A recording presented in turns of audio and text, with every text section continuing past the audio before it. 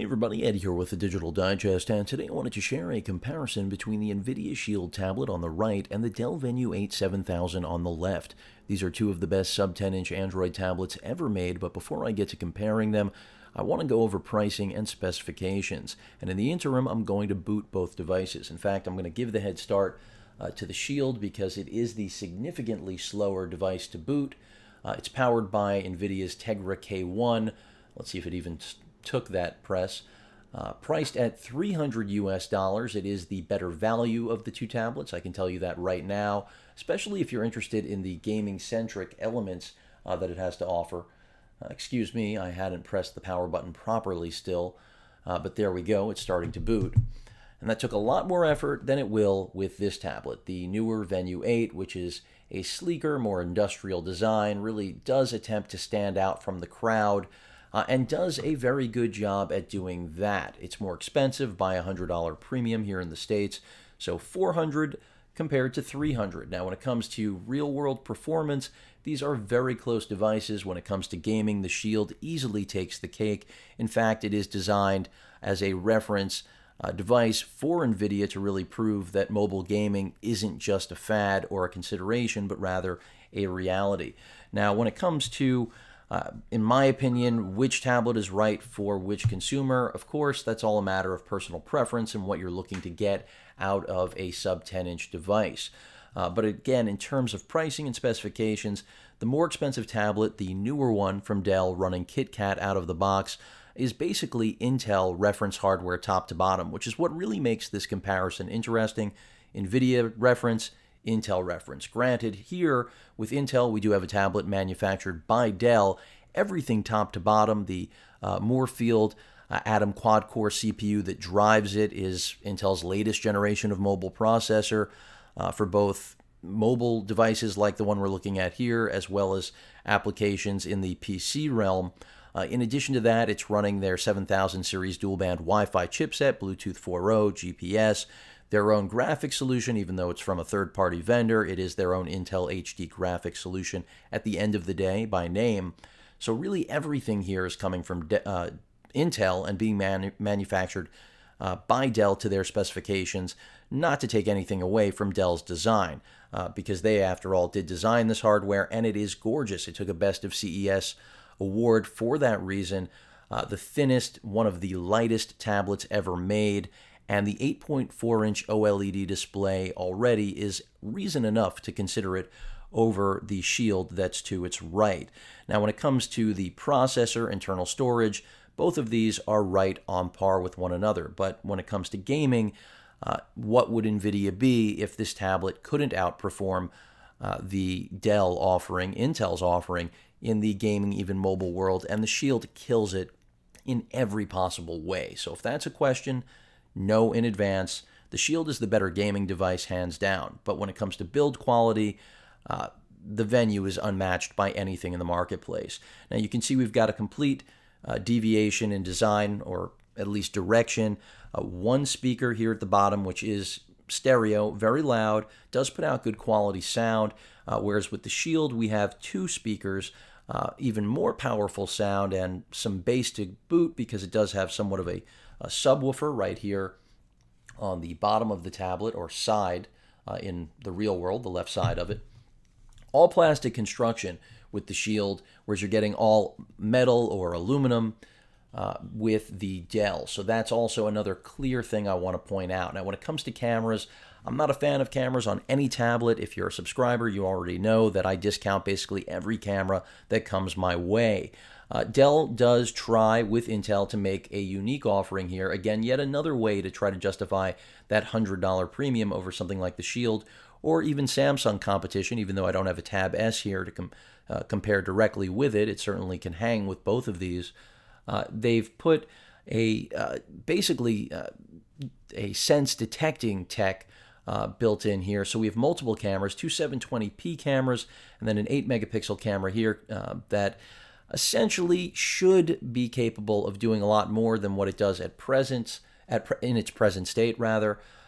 Dell showed off quite a bit, as did Intel. It was pulled. I guess they're polishing its abilities to really ascertain depth at a more intellectual level than current. So when it came to cameras, I was very excited about what we had here. The 2 megapixel shooter on the front, nothing to get crazy about, but that rear camera, that sense detection, all was a great novelty. In the end, though, I have to say, put it aside. If you're buying this tablet, you're buying it because of its design, the beautiful display, and really just overall the fact that it does exactly what you would want in a sub 10-inch tablet. It's got the profile, the build quality. The cameras are just okay, I would say above average. Like I said, I had hoped for more.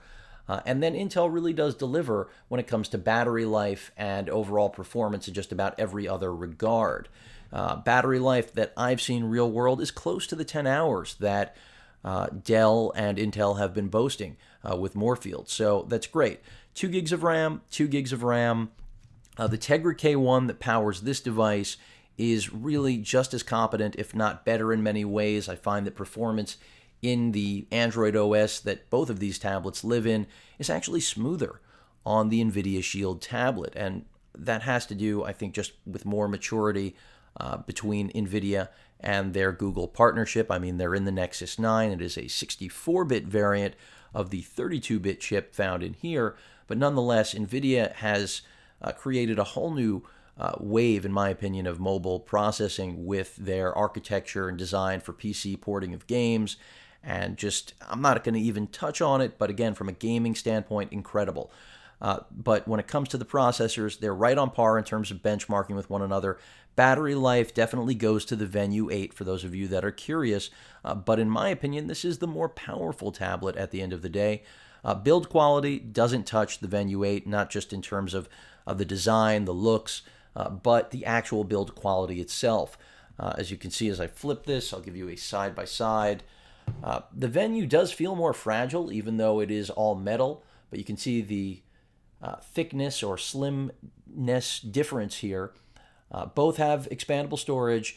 The Venue up to 512 gigs of storage, if you can find a micro SD card that actually has that storage, good luck. And also the pricing, I don't even want to know about. I'll give you a few years on that at the very least.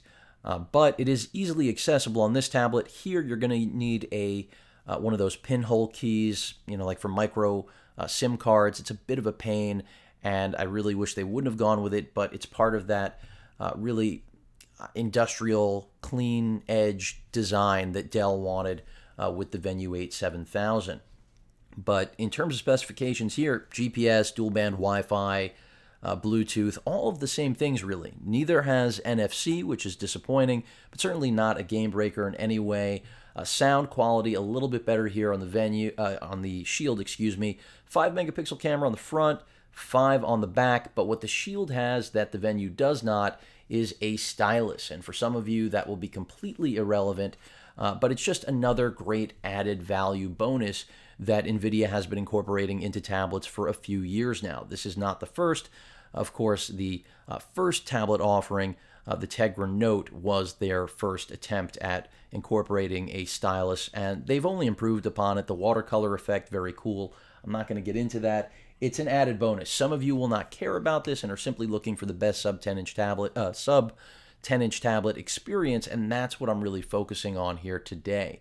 But no question about it, for the extra $100, you're getting a better display here, you're getting better build quality, but that's pretty much where it begins and ends. Battery life, close. You're not going to get the close to 10 hours with the Shield, but still very competent at around 8.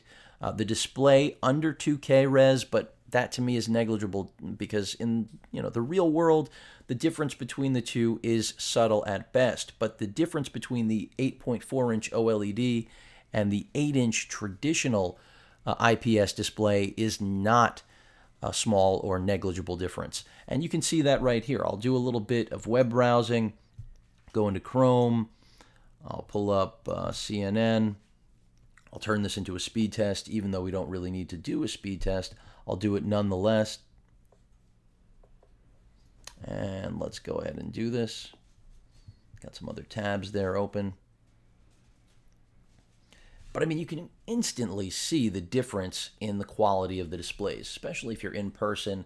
I mean, they just do not compare. Let me make sure brightness is cranked all the way up for both, and it is, so no problem there. And you can immediately see, by the way, the difference in interface because we have Lollipop on the right and KitKat on the left. Now, when it comes to the skinning of the actual devices, Nvidia, very minimal, very quick on updating because really this is a Nexus device for them at the end of the day. Keyboard difference also relatively clear out of the gate.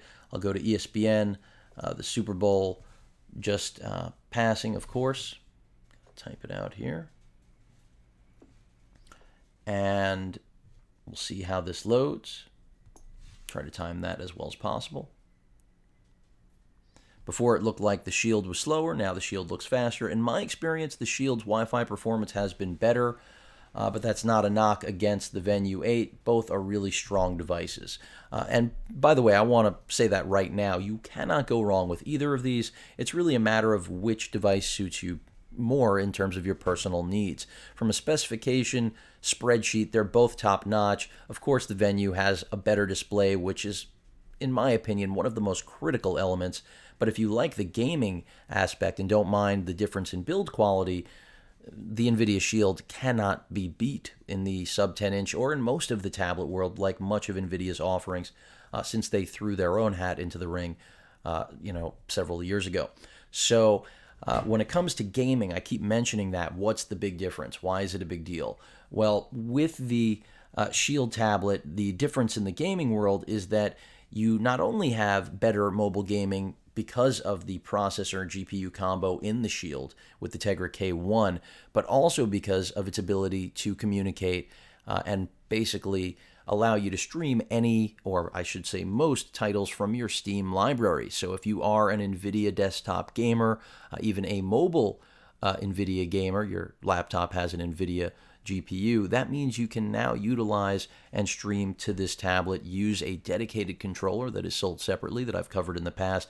This is a world that Dell cannot touch on. Dell is really just trying to compete with traditional mainstream tablets, but no one else does what NVIDIA has done here with the Shield. You've also got the Grid network, which is a cloud-based gaming network giving you access to games for free to play. It is also a beta experience, much like the streaming.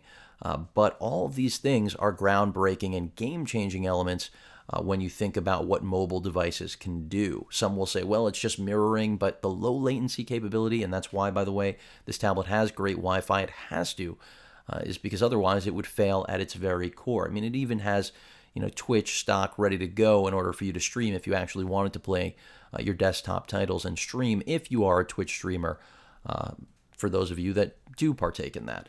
So really, from a gaming vantage point, the Shield is just in a league of its own. No one can touch it. I don't care what they do. I wish we would get a better display. Hopefully, NVIDIA next time around will make us a premium product because I think it would sell incredibly well. I think gamers, they already know, are willing to shell out the money. I mean, come on, look at what they charge for their desktop graphics cards. Even the mobile solutions add significant premiums, and they don't even really show up. Of course, the desktop solution's best in class. So I wish to see better things out of the Shield line of tablets in the future, but right now you're getting incredible value, and this is probably only going to see lower pricing soon because it's been on the market for a while, even though it's running the latest software you can get. The Venue, on the other hand, just came out.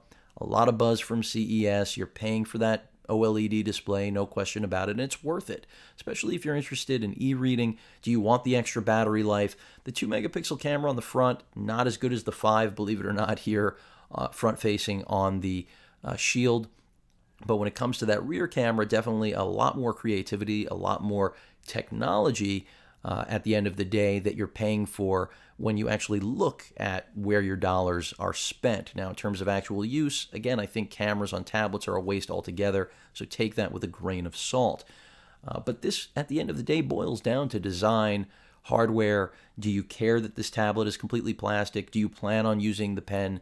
Do you plan on using this as a gaming device? If so, you shouldn't care about the build quality or the OLED because there's nothing else like the Shield on the market. And when it comes to video playback, as I mentioned before, the speakers are both really powerful, but as soon as I see the OLED and compare it, it's just rough. I mean, it's very, very difficult because both of these have just so much potential, but then when you see the actual quality of the displays in person, hopefully in this video as well, it's just clear and away, essentially obvious that every tablet out there should have an OLED, a Super AMOLED, whatever it may be. It's time for IPS to remain only a budget option. And really, when you're in the, and granted, this is a $300 tablet, but when you're in the premium realm, and I'm kind of looking at you, Apple, it's time to bring OLEDs to market. Make it a standard if you still have any gall left. But sticking with what we've got here, some quick video playback. I'm just going to go ahead and, you see Friendly and Cherno populating there. I'll pull up my own channel for copyright reasons.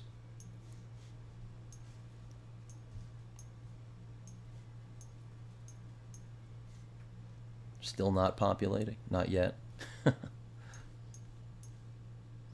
But basically, media consumption on both of these devices is great. I think that the fact that you've got a better display on the Dell inherently makes it the better of the two, though. And keep in mind, when it comes to ergonomics, not having anything to really hold on to on the side of the Dell isn't great. So they are essentially, Dell is assuming you're going to always use the speaker chin. Not the best design cue either. I think the Shield has a little bit of an edge there. Keep in mind, the Shield also has, beyond just a micro USB port for charging and the expandability, also has HDMI out. I didn't flaunt that early because a lot of people don't care about that. Apple has firmly ingrained much of society to not care about video out. So even though it's been in the Android game forever, it's even been ditched on many tablets like the one you're looking at here. So you don't necessarily get video out, at least through a traditional HDMI plug. Let me go ahead and just go directly to the channel. And let's check out the zombie assist.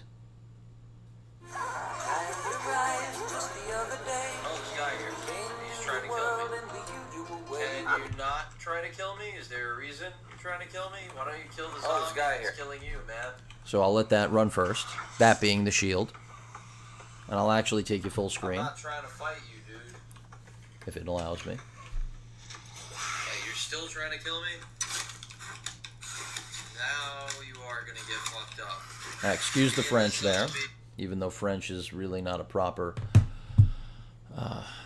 word to be using anymore, considering the generation that came from.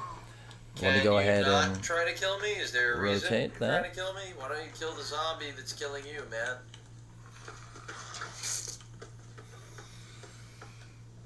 And I'll go ahead and pause it there. Both really loud. Of course, having sound coming from two sides definitely better than one.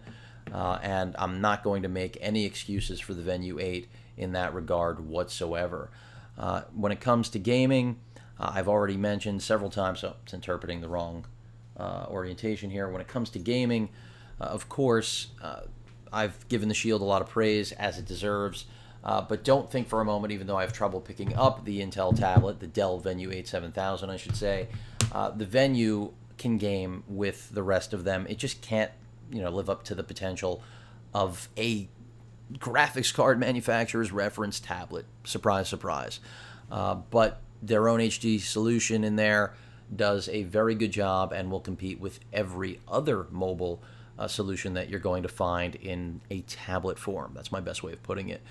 So at the end of the day, both of these have great battery life, clearly better display, better build quality on the left.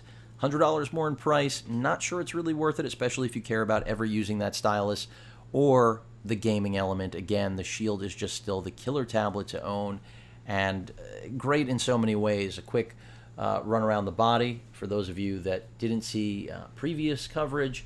You can see right here on the left-hand side your 3.5mm headphone jack, as well as the HDMI port and the micro USB port. And so that's where all the action is essentially when it comes to the ports on this. Of course, camera not cooperating with focus here. And the subwoofer that I was kind of mentioning briefly before about the audio output. And build quality, the cracked corner syndrome, I still have one. I never RMA'd it because it didn't get worse, but it's really something that is unacceptable. I'll be the first one to say it. Micro SD card slot right there. and then, of course, your volume rocker and power button. And you noticed at the beginning of the video, the power button, you really have to press it right on that green indicator, which does not light up for those of you that are curious. But in terms of stock software, really clean. I mean, this is as Nexus-esque as it gets. But on the other hand here, it's all about the clean edges.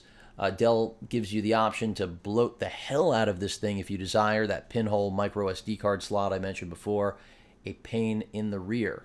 But it does give a nicer look and feel to the tablet, which is what Dell was going for, really trying to please the masses on aesthetic, and I think they've done a great job. Your power button, volume rocker right there, and that's pretty much it outside of the cameras, and again, that stereo chin bezel, which is probably the only thing that I say takes away from the build quality feel, but overall, still a fantastic tablet.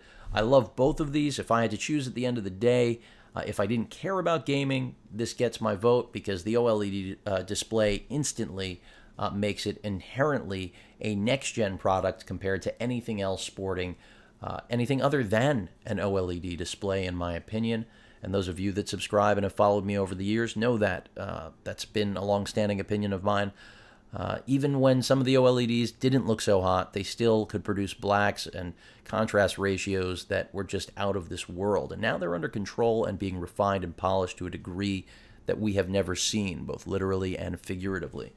The Shield, on the other hand, I've said it over and over again. When it comes to value, performance, maybe build quality, not so much, you're getting one of the best packages money can buy. And it's only going to get less expensive. Software updates are always going to continue to roll. And then if you actually do want to play some games, you're going to just find a world that does not exist for any other tablet, if you are a PC gamer, that is. So a lot to like here. Both media consumption devices, no question about it. Dell's own software overlay and what they put on there, again, I mentioned, it's their own level of bloat in terms of what they've brought to the table. I kind of allowed everything to install, and you see it there. They do give you Office applications, but you can download Windows at this point for Android if you really desire. So you don't have to use Polaris, but it's there. And there's really nothing new, and that's why I didn't show you anything here. I mean, I could show you some gaming, but I do have a gaming demo as well for this tablet, as well as the Shield.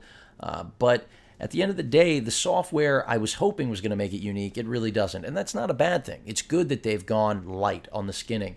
They do incorporate their own mirroring to Dell devices, which is a great element, but also not groundbreaking. It's not going to give this tablet an identity in the way the Shield has its own identity.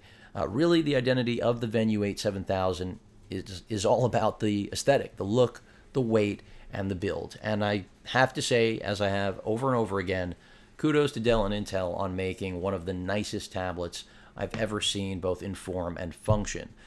So both are great options. Hope I've helped you with this, I think, relatively thorough comparison. At the end of the day, both are great devices, but clearly designed for different users. And this is the beauty of Android, as I've pointed out, as I've watched it mature and evolve, is that even though we're running on the same platform, even with different versions, one being KitKat and one Lollipop, and by the way, Lollipop has been promised for the Dell product, don't worry, it'll see it eventually, as will hopefully the gallery and the camera applications that were yanked. The point is that we've got two very different products with different identities for different consumers, but that clearly can overlap if at the end of the day all you want is a media consumption tool and at the least expensive price. And that's why the Shield does have, I think, a little bit more going for it because of its price point and power, capability, real-world use, because anyone buying a tablet, I'll be the first one to tell all of my viewers, these things depreciate worse than automobiles. So, spend your money wisely. Make sure you're in love with that device because within a year, forget about 2 years, it's going to be ancient history. With the OLED display, I mentioned you're doing a bit of future proofing, but I could have said that about my Toshiba tablet 3 years ago, and with a Tegra 2 processor, or was it a 3? I'm blanking right now. I think it was a 2. So it was a 3. But what it comes down to is that there's a market for both of these, and I know despite all the pros and cons that each of these carry, they're going to be right for different people. And that can't be said of the competition, aka Apple, one option, one size fits all solution, which I've never been a fan of. And this is just a reminder of how far we've really come in the Android world. And some will still argue that Apple can't be beat in the tablet realm, but when it comes to pricing and performance, I think both of these make a very strong argument. And of course, the Dell will see lower pricing as well with time, even though right now it's sitting at $399 pretty out of the gate with only 16 gigs of internal storage. I forgot to mention that. That's on both of these. Only a 32 gig option if you go with the LTE-enabled Shield tablet, which is a $100 premium over the $300 base model. But really, both are just phenomenal when you compare it to the competition head to toe until Apple brings out an OLED-based device. I think they're also sitting a generation behind. Forget that now we've got a thinner, lighter, arguably sexier device than anything Apple has in its stable. And that's what Dell and Intel were really trying to do. That's why I got so much attention at CES. So again, hope this video helped. Hope all of you that watched enjoyed. If you made it this far, congratulations. As usual, please feel free to leave comments and subscribe. And hope you all enjoyed. Later.